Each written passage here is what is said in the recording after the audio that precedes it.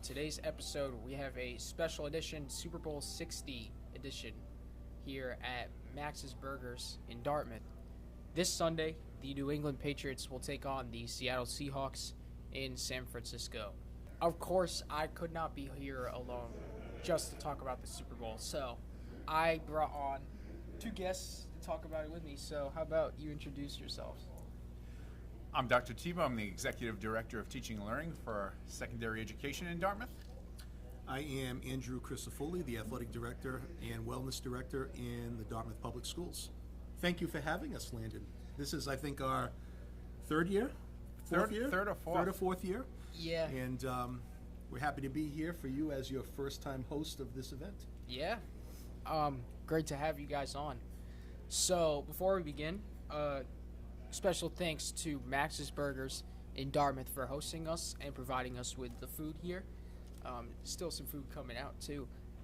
They're located on 405 State Road, so come on down, have some great burgers and fries.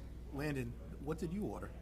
I did not order a burger because I had one for lunch, so I got chicken strips instead. Dr. Tebow, what did you order? Well, we split some pulled pork nachos, always a good choice, and some boneless buffalo tenders, can't go wrong. And I got a medium well-done burger with these outstanding fries. Would you like to steal another one? Yeah, sure, I'll have Okay. one. Yeah. The only question about your order is why no ketchup on the burger? No, just mustard. Straight mustard. Sorry to disappoint you with that. All right. So let's get right into it. Let's talk about both teams in the Super Bowl. Both of them very deserving of being here. Start with the Patriots. My team, the Patriots. They this season they were second in the AFC with a 14-3 record. They only lost to the Raiders and Steelers at the start, and then went on a 10-game win streak before losing to the Bills in week 14 or 15. But in the playoffs, many have said they've had an easy schedule all season, and I kind of have to agree with that, but not quite. They've faced some tough opponents, and they haven't gotten blowout wins in all of their games. Like, for example, they were down 14 in their game against the Ravens, and they ended up beating them, scoring 2 touchdowns. Ramondre Stevenson was like you could say the savior of the game, saved the game for the team, and gave them a win against one of their tougher opponents of the regular season. In the playoffs, they started with the Chargers, faced Justin Herbert, who hadn't won a playoff game in his few years that he made the playoffs, and that continued as the Patriots defense did not let them score a touchdown, and Hunter Henry scored the only touchdown for the Patriots. Not a very exciting game, but great job on the defensive end there. Speaking of defense, they faced arguably the best defense in the NFL, well, one of the top 3, I'd say, the Houston Texans, and they won that game, not really because of the defense's poor performance, but really it came down to the 4 interceptions that C.J. Stroud threw in the first half, which were caught by Can I add something, Landon? Yeah. I would argue with you that the Texans' defense is the second-ranked defense nationally. Mm-hmm. I would put the Dartmouth High School Indians, led by Coach Mike Martin, coordinated that defense ahead of them. But sorry to interrupt, but I just wanted to make that note. Shout out to Coach Marty. Yeah. Honestly, that's a pretty good take. I'm surprised I didn't think about that. And look what we have here. We have some chicken strips and fries. You know, Mr. Parati does it all. Not only does he direct the video production program here, but he also just delivered those fries and chicken strips to you, Landon. You know, Yeah. Mr. Parati does it all. Some would call him MVP Parati. Just saying. The true question is, did he take any of those fries and boneless buffalo wings off your plate before he delivered it? We'll have to go to Jury's still out on that. I We have to did go to not. replay. Have to instant go to replay. replay. Should I we have- challenge we have it? to The get a challenge replay. flag is out. Back to being focused now. back to being focused on the Texans. Really, the Patriots' defense is what gave them the momentum to win there, with the 2 interceptions from Carlton Davis. Really showing like how good of a defensive presence that the Patriots really were. Going from a top defensive team to another in the conference championship, where they faced the Denver Broncos. And again, people say that they have an easy schedule. Well, just so happened that in the divisional round, Bo Nix breaks his ankle against the Bills, but they still win. So Jarrett Stidham is their starting quarterback. And the Patriots go on to win that in another low-scoring game, but very, very exciting in the fourth quarter with the interception from Christian Gonzalez, his first in the season. And then that last run from Drake May to the first down is like, even though he had scored earlier, that last run was my favorite moment of the game. And now they're here. Now they're at the Super Bowl. So, how about you two? What do you think of the Patriots so far, and how they? If you don't mind, I'll start off. Jeez. I'm not going to get a word in edgewise. Go ahead. So, a couple of fun facts, Landon. Oh, easy. Dr. Tebow and I are both season ticket holders for the Patriots. So we've been to the majority of their home games over the season. I can honestly tell you at the very beginning of the season, first game of the year, when they lost to the Raiders, it looked pretty. Remember how miserable that game was? It was awful. It was rainy Rainy. and muddy, and it was just. It was one of those days where you thought, after they lost, oh, here we go again. Here we go again. And then that was followed up by another game we attended, the Steelers. Oh my gosh. And the Steelers beat them. So we were 0 for 2 to start the season at home. And then again, they went on to have a really nice run. I think they won at one point, 10 in a row, and then they lost to Buffalo, a game that I was not at, but Dr. Tebow was at. I was So there. there's a common thread that the games that Dr. Tebow goes to, they lose. Until they get to the playoffs, and then we'll talk more about that. But Well, it was just amazing to see them even get to the playoffs, because let's face it, there were some local radio personalities around who on day 2 of training camp, when they were still in shorts and T-shirts and maybe helmets, maybe no helmets, but, he'd watch and report out on how terrible the offensive line was, and I think he had them at 7.5 wins, depending on the day. I would really love for that radio personality to kind of own that take and acknowledge that. Well, that radio personality does watch this show traditionally, so I would say that maybe we could possibly invite him on a follow-up show after Yeah. the Super Bowl That would be great. You know to what? kind That of get would some be- hot takes. That's an interesting idea, and So go ahead. I'm sorry. Go ahead. Yeah. So at any rate, we've had a tremendous season. Coach Vrabel has made all the difference. In fact, you started with this season and the Raiders game, but if you recall last year, driving home from the Buffalo Bills game, which was the last God, game yeah. of the season, When and they we were won. despondent because they won, which meant we didn't get the first overall pick. Still But a then little we upset about that, by the way. But then we were relieved because Robert Kraft made an immediate decision. I think that to happened buy- before we got out of the parking lot. Correct. We were in the car in traffic on Route 1, Yep. listening to that radio personality that I referenced earlier. But at any rate, I think Robert Kraft deserves a lot of credit for making a tough decision. Bringing Coach Vrabel in has made all the difference. It just goes to show you the impact of good coaching on the outcome of football games. You mentioned Coach Marty earlier, Coach Martin for the defense, but I think, Coach White certainly deserves a lot of credit. The entire coaching staff, right? So in Dartmouth, we're fortunate we know the impact of good coaching on the outcome of sporting events. certainly football. Those positive comments aren't going to get you free admission into next year's games. So just want to put that out on the table. I still just dream of calling the first play of one of the games. One of these days we're going to have to convince them. Going to continue to advocate with Coach White to allow that to happen. What would that first play be? What would you do? Oh, come on. Halfback option pass, clearly. How about the double pass? Double pass would be good, too. Do we have someone that can throw the double pass?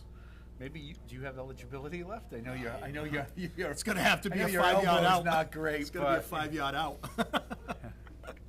So, all right. As we digress once again, back to you. All right, so you want to say your stories now, or 2 stories that were funny? No, well, Mr. Parati is the mastermind in the background as he stands there directing or trying to direct us. But I got a funny story about Mr. Parati that I think you'd all enjoy hearing.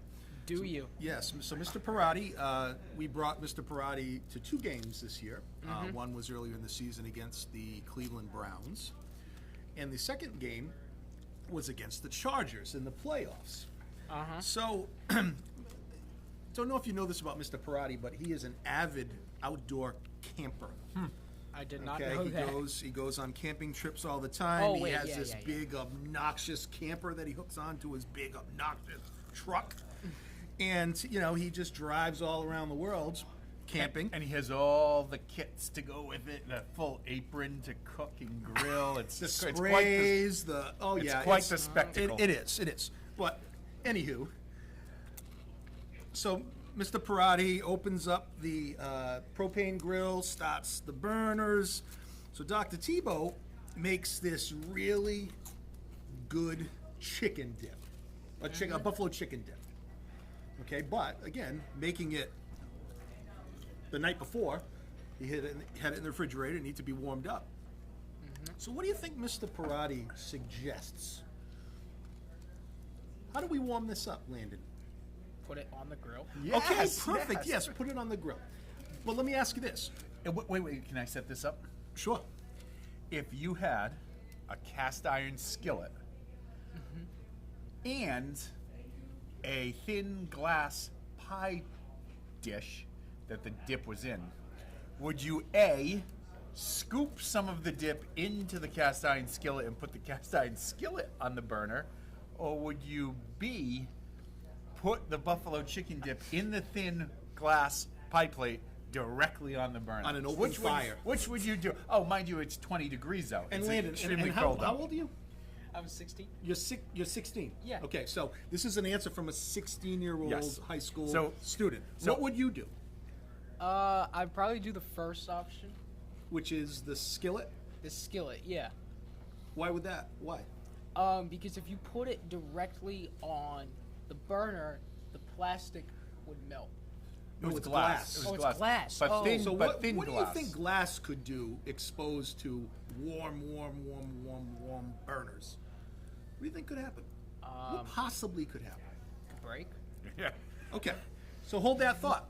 So, Mr. Parati comes up with this big idea. He puts the glass skillet on top of the open flame propane stove to warm up this dip. Now, mind you, Landon, if you remember, that was the game that was like 18 degrees out. It was freezing. Yeah. So we have people all around us. We have a TV going. They're watching the first game before the Patriots because it was an 8 o'clock kickoff for the Yeah. Patriots. And we're all kind of huddling around trying to stay warm. And all of a sudden you hear, boom! We turn around and the buffalo chicken dip exploded. And it went everywhere. Glass in the dip. The people that are around us are looking at us like, what are you guys doing? Long story short, we had no chicken dip, okay? We had a burner that half of it wasn't working because all the chicken dip was caught inside of the burner. And then we tried cooking burgers in which Mr. Parati, the avid camper, with his own grill, was cooking burgers that I think still had a heartbeat. They were not cooked, and he was serving them. So, that was the game with the Chargers. I guess the moral of that story is, don't let Mr. Parati. Oh, Don't let Mr. Okay. Parati cook. What do you need? I need some buffalo chicken dip. there he is, Mr. Parati, The man of the cleaning hour. the tables. The man of the hour. So, but we were able to go to both those playoff games. They were great experiences. The first one was very cold. The second one, as you know, was full of snow for pretty much the entire game, which was, it's a really cool experience, especially when you're winning. To watch a game with those elements, and I think that may have prepared them pretty well for the championship game to be played the following week in the snow. So do we want to talk a little bit about this game? The keys to this game? Before that, one more thing about the Browns game that Mr. Parati went to, and you two. Who else was at that game? None other than Ben Smith. He was. In fact, he waved to us. He was, we were in the cheap seats, but Mr.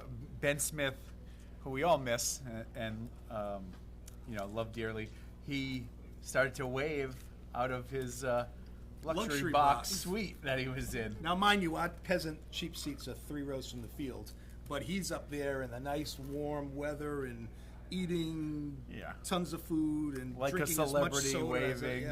He looked like the Queen of England up top.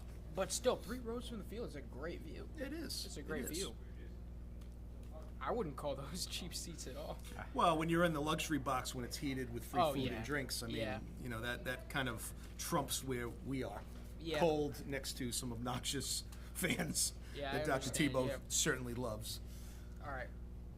So now, let's talk about the actual game that's going to happen. Okay, let's go.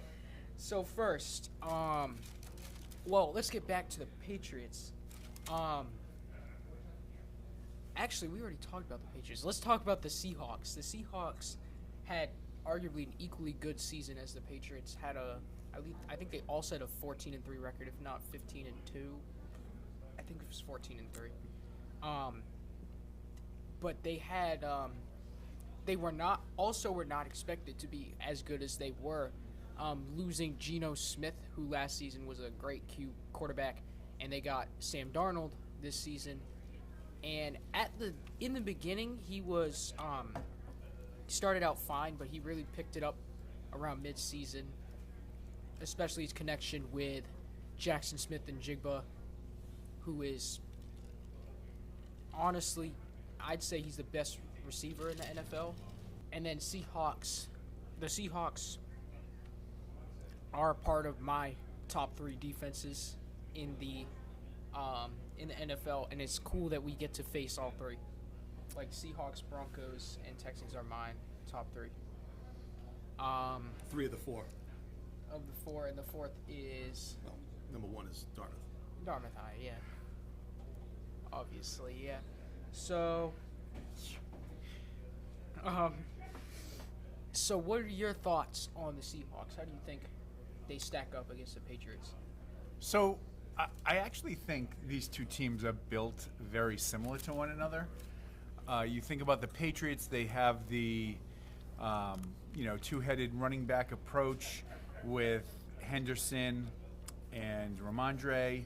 And you look at the Seahawks, and they have Kenneth Walker, and I know Charbonnet is out, but all season they kind of tried to have those that two running back approach. So I think both teams want to run the football, which then sets up the play action pass down the field. Obviously, I think that the Seahawks wide receiver room as a whole is a little more talented, only because they have that elite talent that you mentioned, Landon, JSN. So I think on offense they're built remarkably similar. I think defensively they're built remarkably similar as well. So I think when I think about this game, I think it's going to come down to, first off, I think whoever controls the line of scrimmage. And the game itself reminds me a lot about, actually the first time we were on the show was for the Rams-Bengals Super Bowl, Ben Smith's freshman year. And that year I said the same thing, that I thought it would come down to the trenches. If you remember, Aaron Donald was huge for the Rams. I think the same could be true for the Patriots, Milton Williams and Christian Barmore and Chason on the edge. I think if we're able to get some pressure from our front four and spin the dial, as Mr. Crisafulli likes to say, in terms of timely blitzes, I think that, we can rattle Sam Darnold. Although certainly, Landon, like you said, he closed out the year very strong. He had a number of interceptions, though. He early in the year in particular, and he led the NFL in turnovers with 20 from the quarterback position. So I think Sam Darnold can certainly be rattled. And again, similarities back to that Bengals-Rams Super Bowl. Joe Burrow was in his second year that year, the same way Drake May is in his second year. So if we all remember, that game was very entertaining. So the difference is we didn't have a hometown team in the Super Bowl. So obviously pulling for the Patriots here, but I do think it's going to be a good game, and I think the two teams are built similarly. The one area that has me a little bit worried would be Shaheed on special teams. He is fast.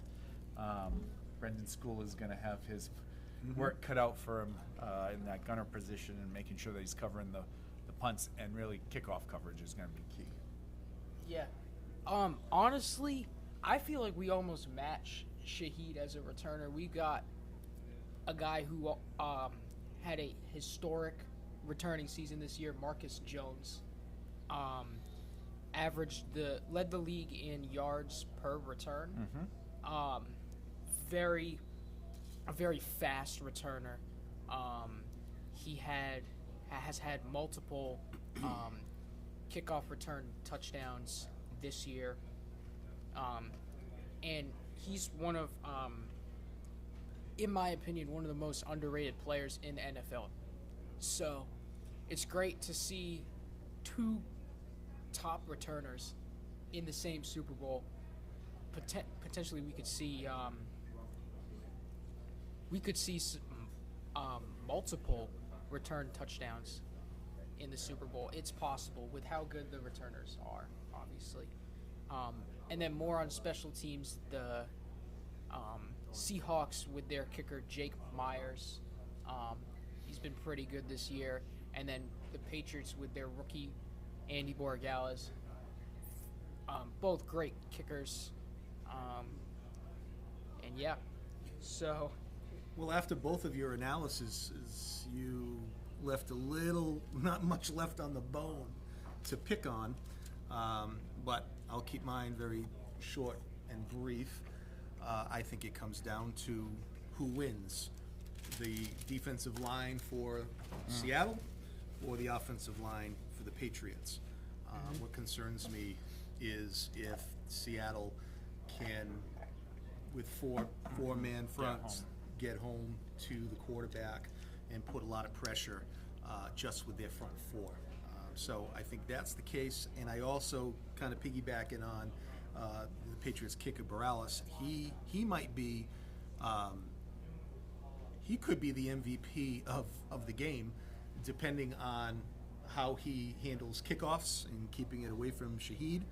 And I think that the Patriots are going to have to kick some field goals, to kind of stay ahead in the game as they continue to attempt to figure out the Seattle defense. So, one of the things that I'm hoping for is earlier in this year, you mentioned the Raiders game, the Steelers game. If you recall, early in the year, Drake May had some issues in terms of holding the ball too long and had some strip sacks, and then they worked on that, and he kind of bounced back and cleaned that up.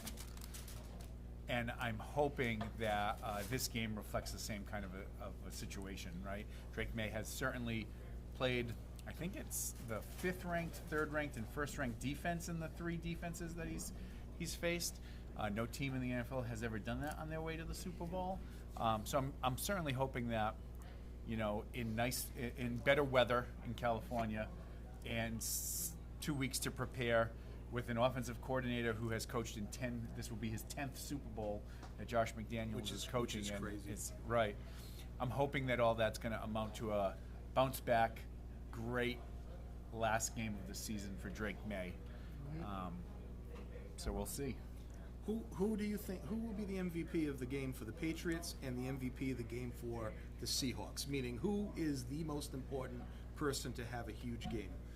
The MVP, and then I'm going to ask a follow-up question. Who is going to be the unsung hero, the person that maybe comes out of the woodwork that one wouldn't expect to have such a great impact? So, what do you think, Landon?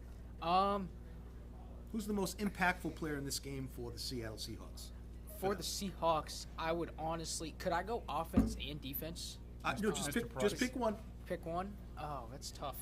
Cause Okay, pick one from each side of the ball. How's yeah, that? I'll do that, and then I'll decide between the two. Then. Mm-hmm. So for the Seahawks, Thank you.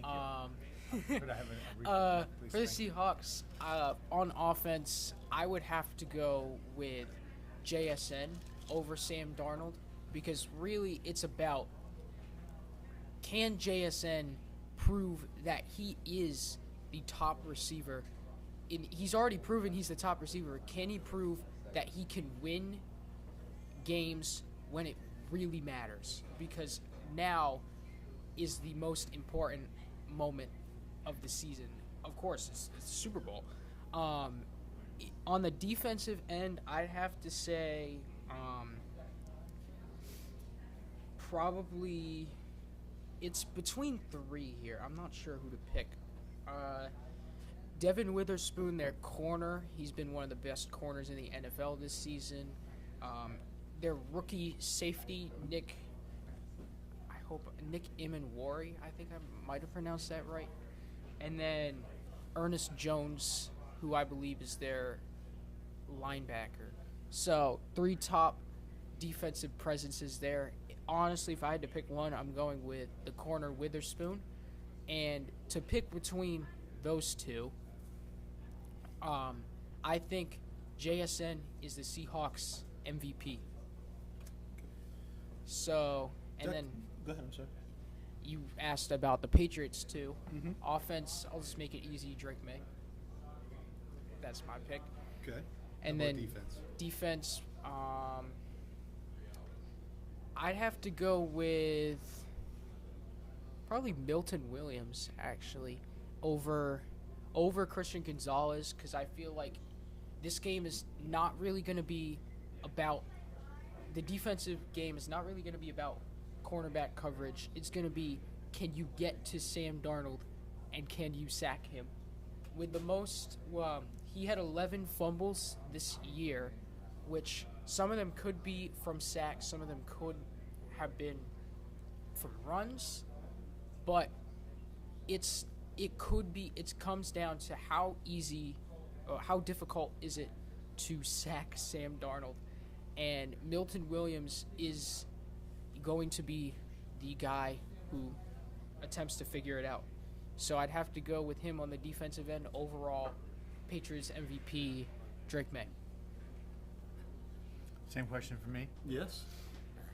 I think defensively for the Patriots, it's about 3. It's about Barmore, Williams, and Robert Spillane. Can those 3 shut down the run? Mm-hmm. If they can shut down the run, then I think we have a chance to cover the receivers on the back end with Gonzalez and Williams.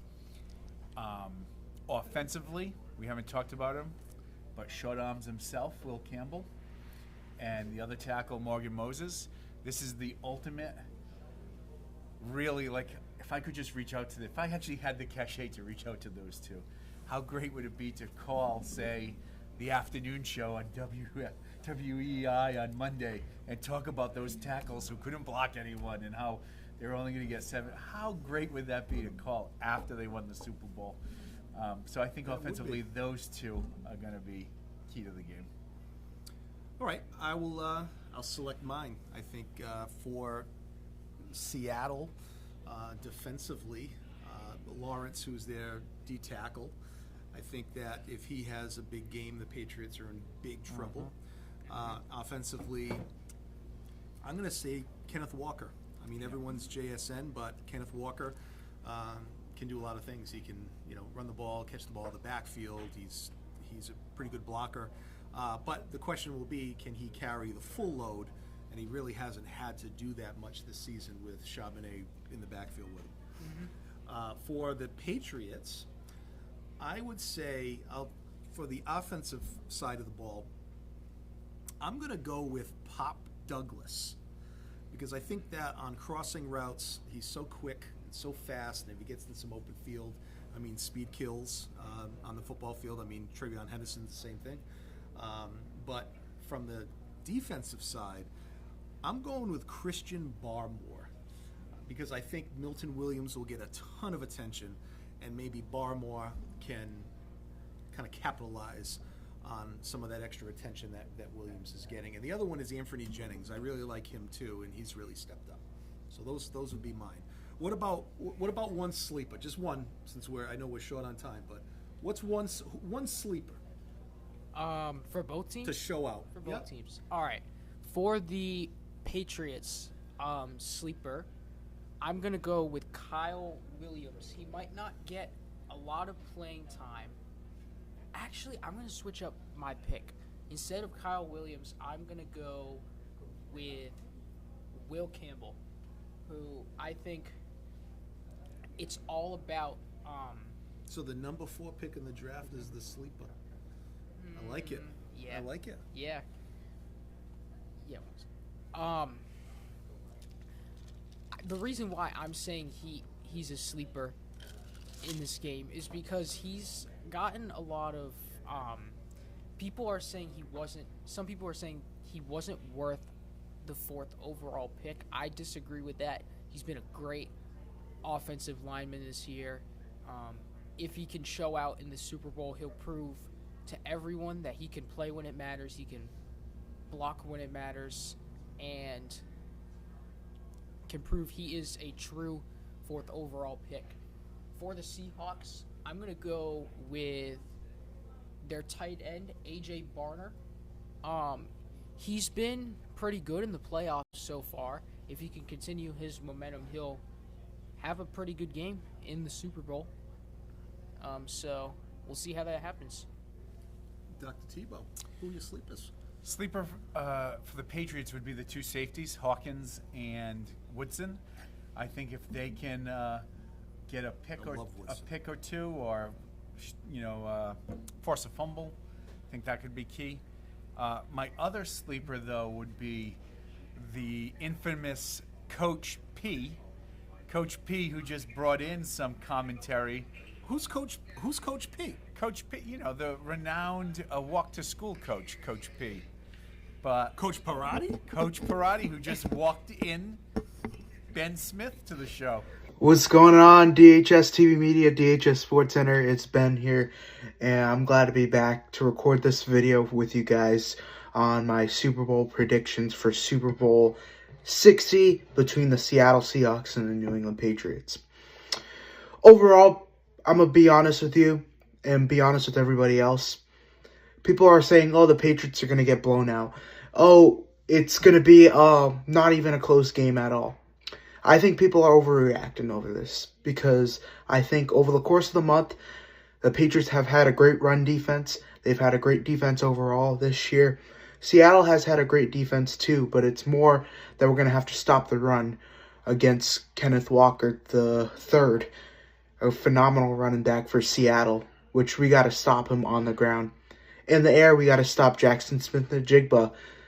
We have to stop him. JSN, he's really nice. He probably will be Offensive Player of the Year this year. One of my favorites for Offensive Player of the Year.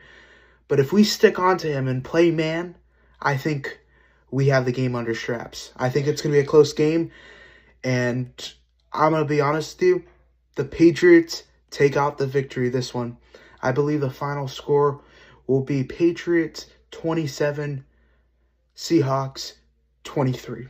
All right, so now I think it's time that we do the actual predictions for the game. So we'll start with who's going to win, and I think it's a pretty obvious answer for all 3 of us, so I'll start here. I think that the New England Patriots are going to win Super Bowl 60. And I'll say Well, my second question was going to be what would be the final score. The Patriots are going to win with a final score of 28-21. So, how about you, Mr. Christofoli?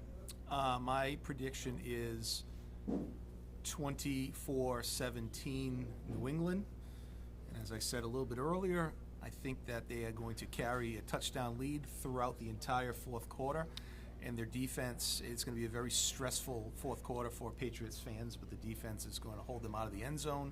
They'll get the ball back and kneel it down 3 times, and that will be the game. All right. And how about you, Dr. Tebow? So these Super Bowls rarely end on a nice, neat 28-21 score because something happens, the pressure, quirky things happen. I'm going to go with there's going to be a safety. And so it's going to be 26 for the Patriots, and it's going to be 20 for the Seahawks. And the defense is going to have to stop the Seahawks, hold them out of the end zone on the as time counts down. And who knows? The last time we played the Seahawks, we had Malcolm Butler step up, and he was an undrafted rookie free agent that year. Yeah. It was a huge play. I think if you look at the history of the Super Bowl, you have players like Timmy Smith, who goes off for the Washington when they were, known as the Washington Redskins, had 226 yards rushing against the Denver Broncos. You have backup linebackers like Jack Squirek picking off a pass from Joe Theismann to beat the Redskins at the end of the first half. Every Super Bowl, every great Super Bowl, it seems like one of these no-name players comes out and makes a defining play, and I think it's going to be the same thing this year. Who's going to make the play?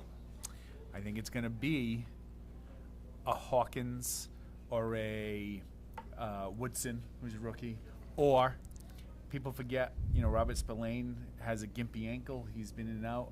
Gibbons has played a lot at that linebacker position. It's going to be someone like that who I think makes a play. All right. And then third prediction question. Who's going to win Super Bowl MVP? I will say